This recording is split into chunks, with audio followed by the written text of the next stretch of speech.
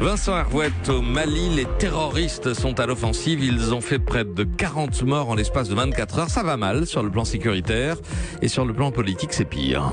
Alors à l'aube, les terroristes ont attaqué 2 postes militaires dans le centre du Mali. Et puis en début de matinée, c'est un camion rempli de civils qui allait au marché, qui a sauté sur une mine près de la frontière burkinabé. 30 morts, un carnage. Et puis on apprend que 2 douaniers sont tombés au cours d'une fusillade dans l'ouest. Et ajouté à cette litanie, la mutinerie d'un peloton de gendarmerie. Et on mesure combien la situation s'est dégradée. L'État islamique gagne du terrain. Après les Arabes et les Touaregs au nord, c'est au tour des Peuls du centre de basculer dans la rébellion.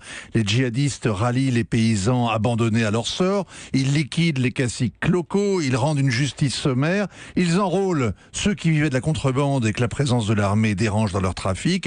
Et ils intimident tous les autres. Bref, ils sont de plus en plus comme des poissons dans l'eau. C'est le contraire pour les militaires. Les 12 000 casques bleus, les soldats maliens, maintenant ceux du G5 Sahel, servent de cible aux embuscades ou se bunkérisent.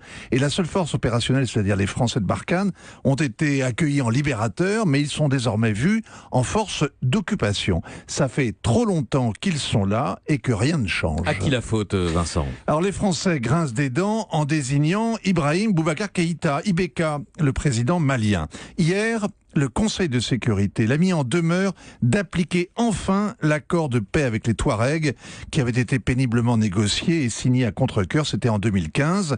IBK l'a laissé pourrir sur pied, 3 ans de perdu, il n'y a pas eu de paix des braves et l'argent qui devait financer la reconstruction du nord du Mali a été détourné. Alors avec son regard de myope, sa fausse humilité et son air bonasse, IBK est un politicien roué. On l'écoute faire des phrases, un vrai démagogue.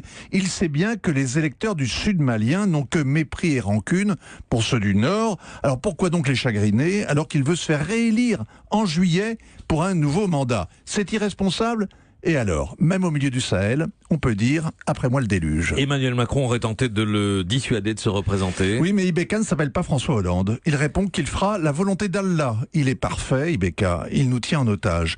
Nous sommes piégés au Sahel, comme les Américains en Afghanistan. Impossible d'abandonner le terrain, de lâcher un allié qu'on tient à bout de bras et qui nous déteste. Un régime qui est élu et corrompu. Élu et corrompu. On a gagné une guerre, mais on a perdu la paix, pendant que l'autre perdait son temps. Europe 1.